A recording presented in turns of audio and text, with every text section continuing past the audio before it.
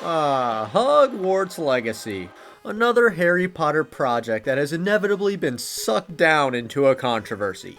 Who could have ever guessed? Oh yeah, everybody. Mention anything even in subtle relation to the Harry Potter franchise and people will throw a fit. And it all stems from the belief that J.K. Rowling is a TERF, or a trans exclusionary radical feminist. Now, for those of you that don't know what a TERF is a feminist who is also a biological essentialist. So basically, somebody who considers themselves a feminist but only views biological women as actual women. They disregard gender or your perceived gender, thus excluding men who have transitioned into women.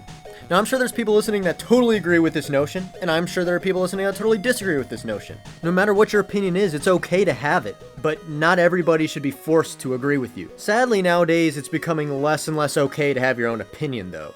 But the reason why I'm talking about this is because some people are getting so mad that they're trying to not make other people play the game based on their opinions. Like, I'm seeing tweets saying, if you pre-order this game, if you have any interest in this game, you're a transphobe. Of course people are interested in the game. It looks awesome. I mean, come on. Come on. Look at this combat.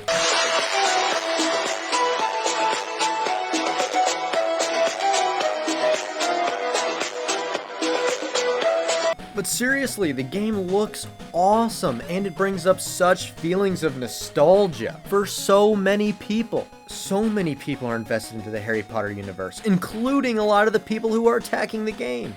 Here's a tweet that I found on the Goog saying, "It's okay to support old works of J.K. Rowling, but you can't support any new works of J.K. Rowling because now you're just enabling her, basically." And this person admits in their own tweet that they are a fan of the Harry Potter universe. You just can't continue to be a fan. Those who want us to boycott the game are basically saying that if you support this game, you are supporting transphobia. You're supporting J.K. Rowling in her fight against trans people. But the thing is, the developers of this game set the character creator up so you can make a trans character. You can give a male, feminine aspects. You can change their voice to make it deep or high. There is no gender choice at all. You can create what you envision. So the developers aren't even transphobic. So they're attacking people who even support their cause. And those supporting the boycott are claiming that people who buy the game are hurting the trans community. But those doing the boycott are causing so much harm to the lives of other people. For instance, British actor Sebastian Croft was forced to apologize for voicing Voice 1 in the character creator. So he was forced to apologize because he voiced a role in a game by a bunch of angry people on Twitter. And here's another article saying we need more people like Croft because he's such a good ally to the LGBT community. You slip up once and then BAM!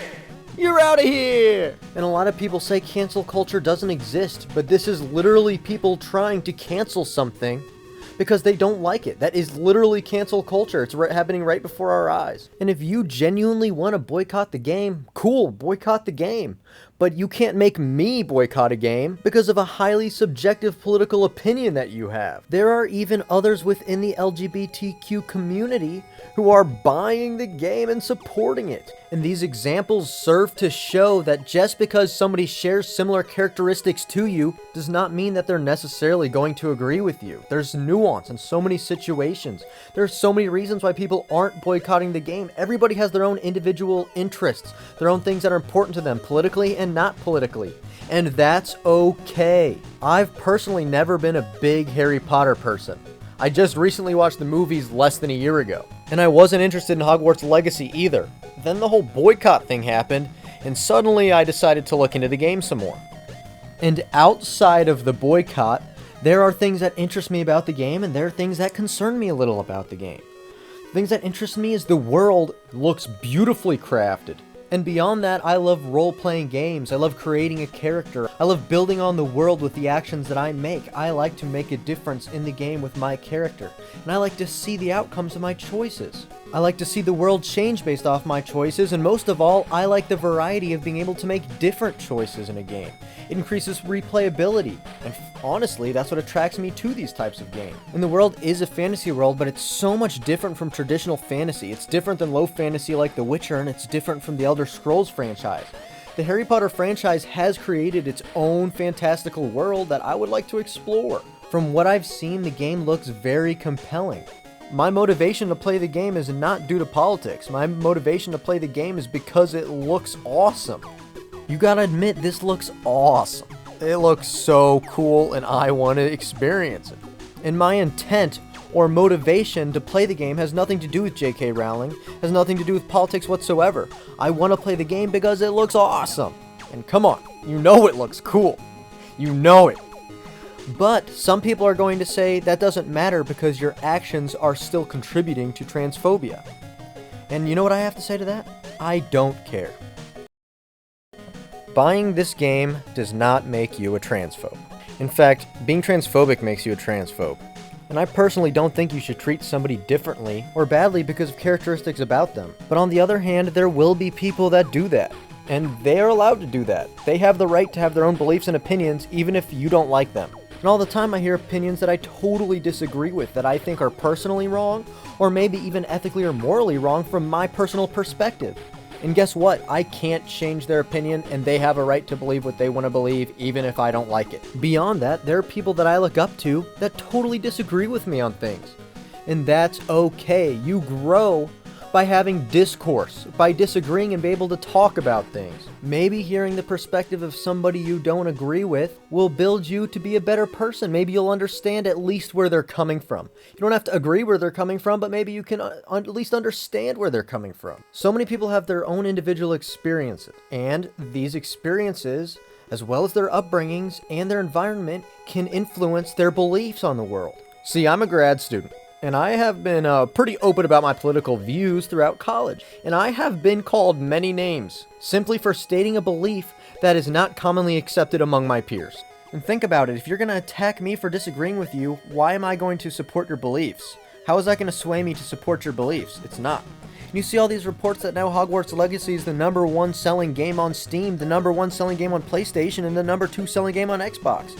I mean, let's be real, people are buying the game because of the boycott. They're either doing it out of spite, or so many people who didn't even really care about the game are now seeing all these headlines about the game, being like, wow, this game actually looks pretty cool. You are artificially creating more eyes for the game that you're trying to fight against if you're pro-boycott. These past few days of me being on Twitter just helped me realize I forgot how much social media sucks. I've dabbled a little bit on Twitter for my first time ever these past few days, just looking through tweets and stuff, and it sucks. I was 10 times happier not using social media at all. Little side note here, I've done some research on social media. Look up social comparison theory. Before I started editing this video, I saw another video today by a creator named Robin Gaming, and I'm just going to put a little clip in there and give him a little bit of credit because he's the reason why I made this video in the first place. You know what's the best thing about all these so-called controversies in the gaming community? All you have to do is shut your phone off and they no longer exist. I couldn't have said it better myself. So, in conclusion, who cares what anybody else thinks? If you're not comfortable getting the game, don't get the game. If you're totally comfortable getting the game, get the game. Nobody else's opinion matters except for yours and your own conscience. If you can look at yourself in the mirror and be proud of yourself, then you're not doing anything wrong. Thanks for watching, baby.